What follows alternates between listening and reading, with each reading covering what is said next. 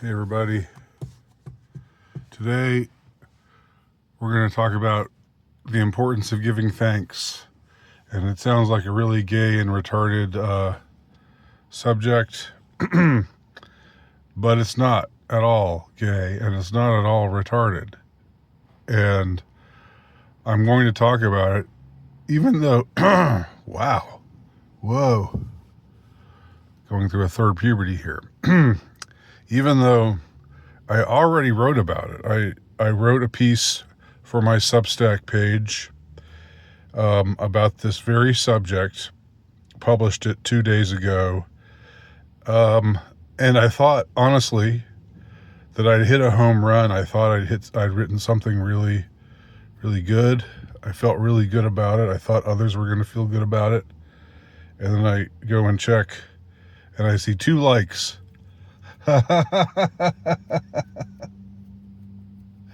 You know, the view count is okay. It's sort of par for the course for me, which isn't bad. But 2 likes, and I know that one of the likes, I know that at least one of those 2 likes was from somebody who didn't necessarily resonate with the article, but who just, I don't know, liked it for some other liked it just to show his support for me generally, which is nice. But that leaves one actual possible like, and you know, I'm not bitching about it. Y'all can like what you want to like and dislike, or not not like what you don't like. That's up to you. I just thought it was, for me, it was a great disconnect, because I thought I was saying something really interesting, and I thought it would resonate, and I guess it didn't. I guess it hasn't. So now I'm going to double down and talk about it instead of just writing about it. And I do encourage you to read that article if you haven't yet. Don't give me a like if you're just feeling sorry for me. I don't want any pity likes, okay? But like it if you actually think it's likable. So, I used to be the kind of guy. Well, I've talked here about how I went through a period where I was angry with God, and I think that's not an unusual thing to have happen to people. You know, given certain conditions of our existence. You know, if you give any thought to the fact of God, the idea that God is all good and all powerful, and yet good people still suffer and bad people still prosper. You know, it's certainly a thorny theological problem, and in the abstract, it's a problem, but when you have, you know, the scandal, was I heard called somewhere the scandal of particularity, where that rears its ugly head, when you have something happen to you or to someone you love, whatever it may be, and you think it's unfair, and you get mad at God, even though you knew this problem was there before. It just hadn't happened to you before, so it wasn't as much of an issue for you. But yeah, I was mad at God, and around that same time, I'm not going to just recapitulate all this stuff about anger, my anger with God, and how I got over it eventually, because those may be seen in a couple of prior videos here on my channel. But it was around that same time I started to think about, or I started to really dislike Thanksgiving as a holiday. Not because it wasn't really about the holiday, anything about the holiday itself. It was just about the whole concept of the way that people talked about giving thanks. It was like you would hear people say all the time, really think about it. Think about how lucky you are. Think about how good you have it. Think about all the people in the world who don't have the blessings that you have. Think about that and be thankful, right? This is what they would say. And the response to that was supposed to be just like, oh yes, you're right. I shall do that. Otherwise I'm a bad guy. Otherwise I'm I'm just not appreciating life properly, and I'm a bad guy, and I should be looked down on and psychologically, if not physically, spanked for daring to think otherwise. But then when you think about it, and I decided to, and this actually manifested in a way that for me was semi-humorous. Well, I thought that it would be cool to have a day called Resentment Day, and that we can have Thanksgiving Day. That's the fourth Thursday in November. But what if we had a Resentment Day on the third day of November, just to balance things out? And on Resentment Day, instead of thinking about how lucky you are, instead of thinking about how all the good things that you have and that other people have been denied, instead of thinking in that way, think the other way around. Think about all the good things that you don't have. Think about how unlucky you are or unfortunate you are. Think of all the blessings that you have been denied. And instead of being thankful, be resentful. Because, and it was tongue in cheek. Of course, it was meant to be humorous, but it was also me expressing my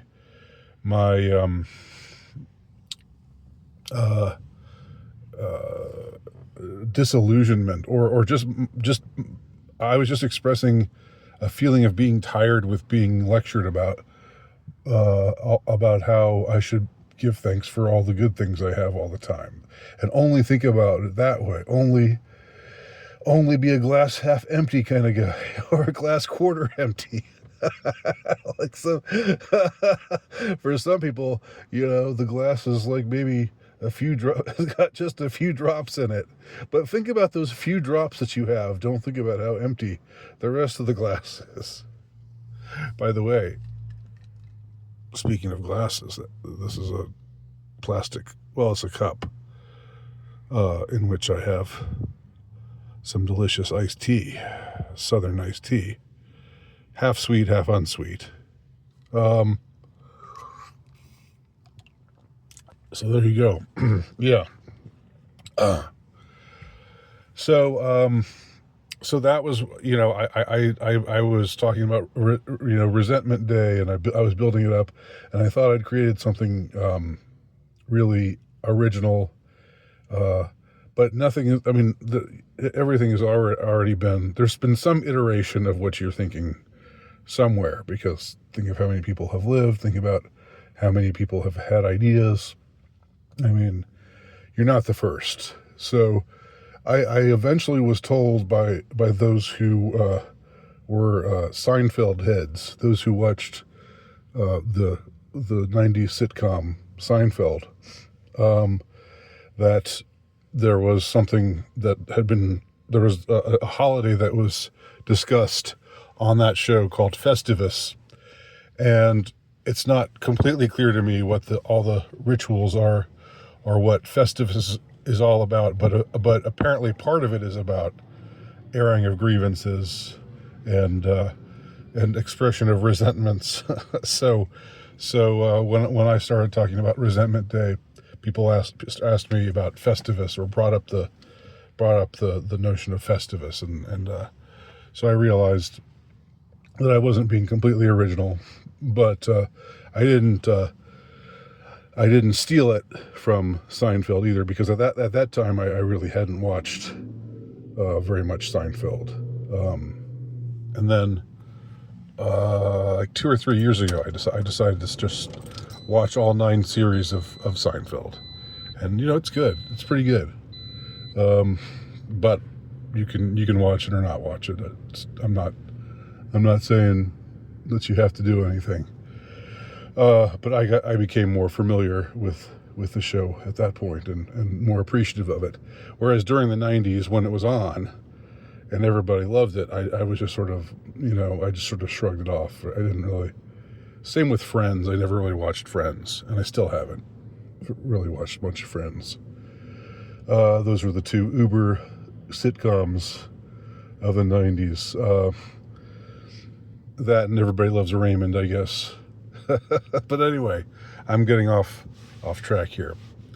So I came up with this idea of Resentment Day because I thought, well, all of this stuff about we should think about how blessed we are. Well, why? Well, we could just as easily. I mean, and like the guilt trip that they lay on you, if you don't do that, if you refuse to think along those lines, because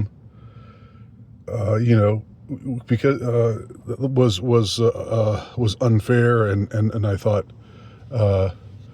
silly and disgraceful and I didn't like the sanctimoniousness of it, and I was just sort of being a wise ass and but also coming up with a principle or an idea that amused me, and that was Resentment Day. So the thing is, just like with all the stuff about God, I haven't changed as far as the principles of the matter haven't changed, right? You can still choose to look at your life and say, damn, I'm so blessed because I have X, Y, and Z. And other people, look at all those bastards that don't have X, Y, and Z. See, then it becomes, the problem with that is then it becomes then you can think in terms of, well, why do they not have that? And then you could get angry with God or the fates or however you want to phrase it or you can feel lucky that you were given that and they were denied it, but then I don't know, does that mean you're supposed to look down on them for not having it, or see yourself as being somebody who has been uniquely blessed and like they were cursed, I guess. They did something to piss God off in a previous life, maybe in the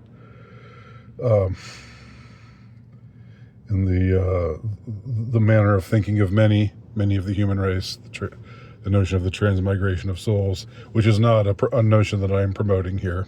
Just saying that's one way of attempting to square the circle, saying that people who are suffering in this life did something really bad now, and that this is their karmic retribution for it and everything.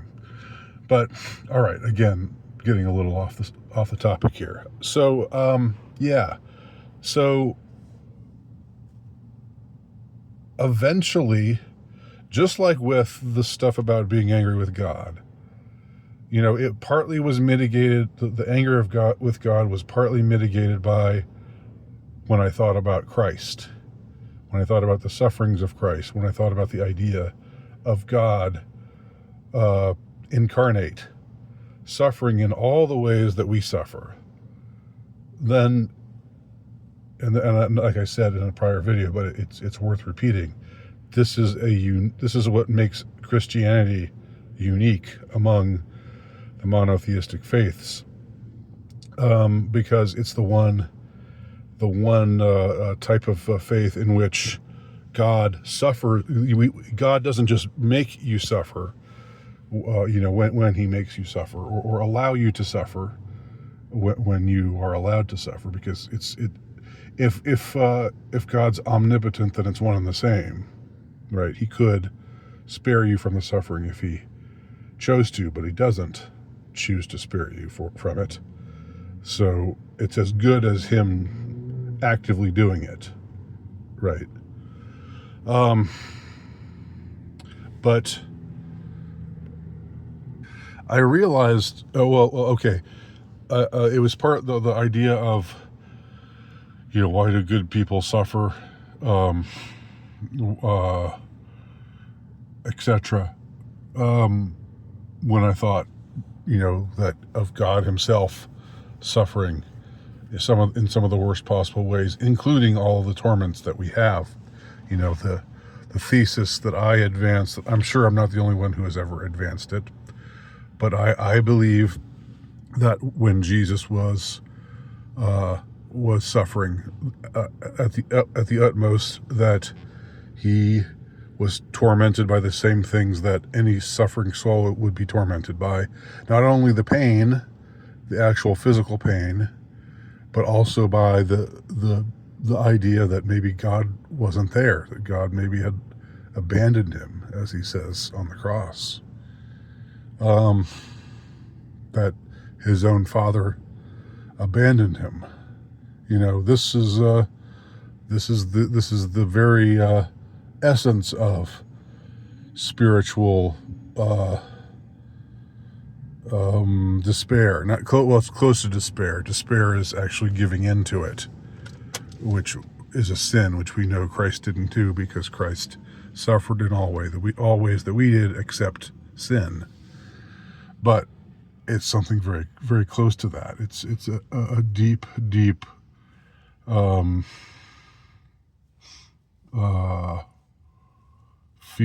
feeling of having been abandoned. Well, I realized that dwelling on the things about, the ideas the idea that God's fucked me over, me personally, or other people, or humanity generally, that doesn't help, right? It's to be sure a theological problem, the problem of evil. It's something that should not be denied, but it's if you dwell on it, where does it really get you? You find that I found some mitigating answers with thinking about the sufferings of Christ, and that God would love us so much that He would suffer too. He would put Himself through the same kind of suffering that we go through. But still, ultimately, there's something that you can't, on this, because we see through a glass darkly, in this life, you can only know so much, right? Well, in the same way, eventually it became clear to me to know that if you can dwell on, you can resent all the things you don't have. You can dwell on all of the blessings that you have been denied. Why wasn't I given this man's gift or that man's scope? I no longer strive towards such things. Why should the aged eagle bear its wings? To quote T.S. Eliot in Ash Wednesday. Drop a little poetry on you there. It doesn't really get you anywhere, but it okay. And if you're somebody who has been mistreated, and you've got a legitimate beef with having been mistreated by others, well, you think that that stewing in anger and bitterness is helping, is like somehow getting back at the people who did bad things to you? It isn't. Well, and also, do you think that dwelling in your envy of what others have that you don't have, speaking for myself as a writer who is doesn't have a wide audience, and who envies those who have a wider audience, and who sometimes wishes that he had often wishes they had a wider audience, and it's hard. Believe me, it's hard when you're about to turn 55. If you find out about some 22-year-old who's now, Bret Easton Ellis should be happy that I'm not 55 years old in 1983 when he published Less Than Zero, because if I were 55 in 1983 and I saw some new phenom hit the jackpot, hit it really big, and become the toast of the town, the toast of the literary world, and here I've been laboring in the minefields of the literary minefields for decades and decades, and mostly dwell in obscurity. I would probably hate him. I would probably not be able to read that book, just because it would annoy me so much. I would look, if I were living in 1983 when Less Than Zero came out, and I had to read that book, I would read it looking for things to criticize. I'd read it looking for things to laugh at, and I would feel such bitterness. I think this is me. This is the worst of me. This is the worst side of me, right? This is me at my worst that I'm talking about here, which I am sometimes at my worst or close to it. Envy is it's a bitch, as I say in my article, which is in my not very liked article. I bet that if Neil Gaiman or Bret Easton Ellis or Stephen King or some other writer, that's better known, had written the exact same article, it would have millions of likes. But for me, there's 2 likes.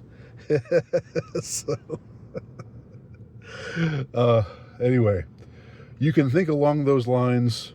I'm just giving you an example of me thinking along those lines. You can sub in how you would, if you suffer from envy.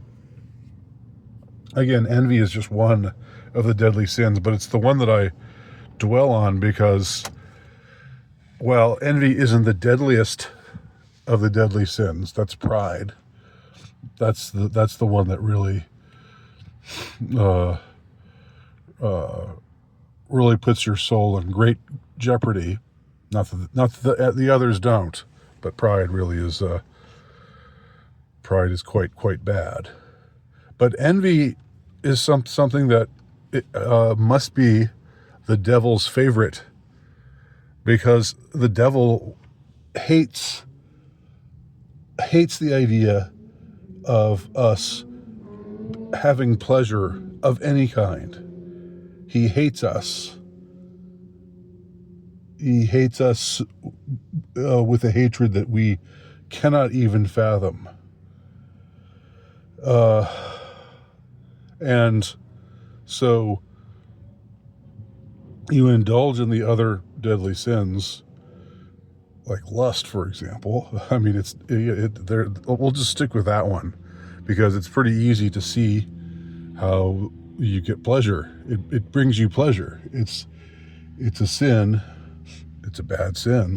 I'm not endorsing it, but you get something out of it. And all the other sins, you get some kind of pleasure or some kind of release, some kind of catharsis.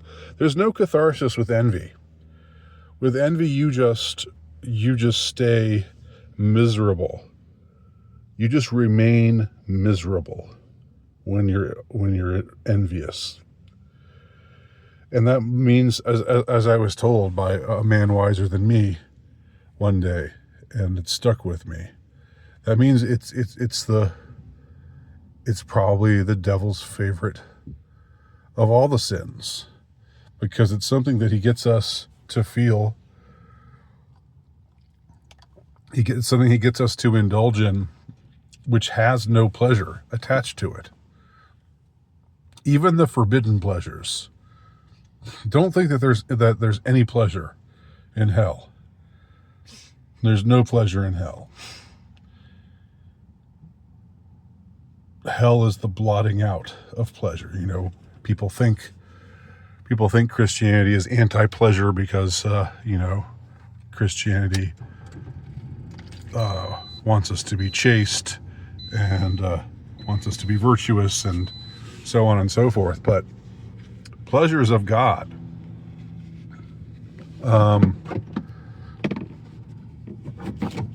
And joy is of God.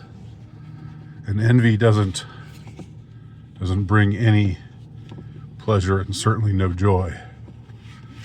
And so what am I saying here? I'm saying when you think in terms of all the stuff you don't have, and you can think in those terms. You can say,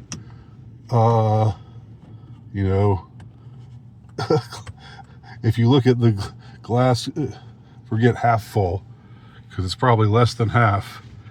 In my case, maybe my glass is a quarter full, although I haven't had that much iced tea because I've been yakking. But eventually that glass will be a quarter full. I'll just have a quarter's worth of delicious Southern iced tea left. And I could either say, boy, I've still got a quarter of iced tea left to enjoy, or I can say, that glass is 3/4 empty. Well, when you dwell on, when you let yourself lapse into habits of mind in which you dwell on the emptiness of the glass, when you dwell on the things that you don't have, when you dwell on the successes that other people have been bestowed, that have been denied to you, when you dwell on those things, do you think you're getting revenge on anybody? You think that people see you being angry and bitter and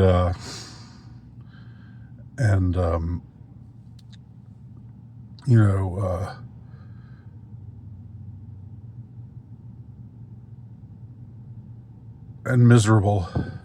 You think that hurts them? You think it hurts your enemies to be miserable?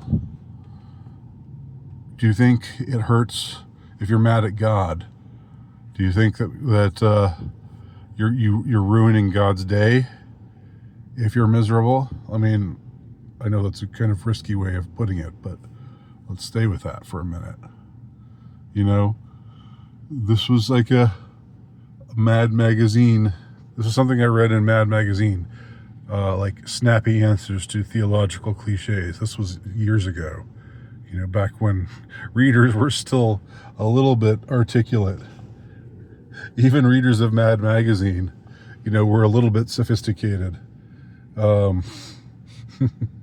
Before standards just totally dropped through the floor, and left us in the idiocracy of today.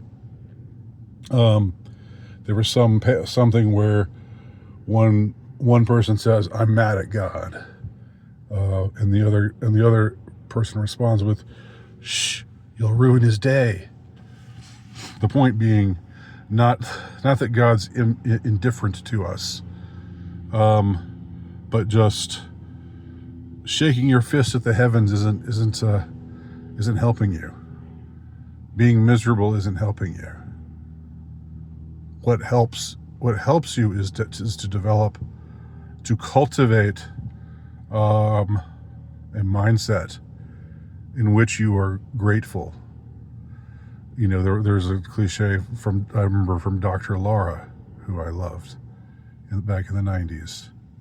Dr. Laura was the woman. She was the lady. God bless you, Dr. Laura, wherever you are today. I remember she said, she had this thing that she said, gratitude is an attitude. And I thought that was sort of corny, the whole rhyming thing. It is kind of corny, but it's also true. How do you develop attitudes of mind? Through discipline. You wake up in the morning, you want to reach for your phone and watch some pornographic video, but you don't do that. Instead, you reach for your Bible, I don't know, or something better. It all starts with things like that, choosing. And I've talked before, I've talked before about not visiting RageBait. The internet has increased our misery, in part because it's so easy to come across people who say absolutely awful things, and you get baited into rage, and then you stay there. Well, and it takes discipline to say to yourself, I am literally not going to go there. I'm not going to go to that site. I'm not going to go to, there's a video about this thing that I know is going to make me mad or make me depressed or make me feel despair about where we're headed. No, I'm not going to watch it. I'm not going to watch it. I'm not going to listen to it. I'm not going to read it. When you cultivate habits that keep you in the state of mind where you're mindful of your blessings, you're happier. You're happier. So this is ultimately a pragmatic thing. It's a pragmatic thing. It's, I guess, in a way, it's a moral imperative, but it's also a pragmatic imperative. It's just, forgetting it for a minute about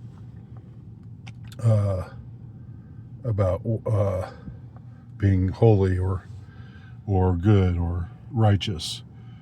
Just think about what ultimately will make you feel less bad, that will make you feel better, that will give you,